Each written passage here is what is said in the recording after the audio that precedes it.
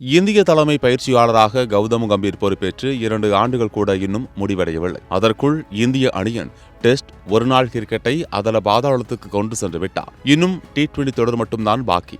அதையும் முடித்து கட்டியே தீர்வேன் என ஒற்றைக்காலில் நிற்கிறார். இதனால் நொந்து போன ரசிகர்கள் அவரை வெளியேற்றிவிட்டு வேறு யாரையாவது பயிற்சியாளராக போடுங்கள் என BCCIக்கு கோரிக்கை விடுத்தனர். ஆனால் எங்களுக்கு அவர்தான் வேண்டும் என BCCI அடம்பிடிக்கிறது.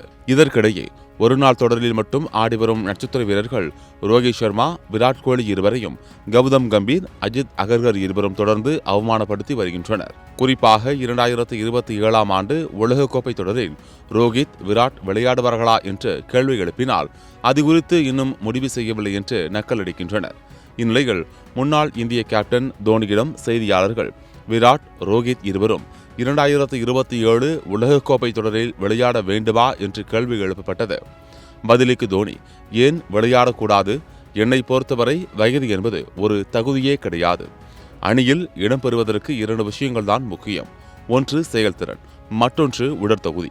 நான் 24 வயதில் அறிமுகமான போதும் சரி, 10 அல்லது 20 ஆண்டுகள் விளையாடிய பிறகும் சரி, யாரும் வந்து என்னிடம் உனக்கு வயதாகிவிட்டது என்று சொல்ல வேண்டிய அவசியமில்லை. அதே போலத்தான் ரோஹித், விராட் போன்றவர்களும்.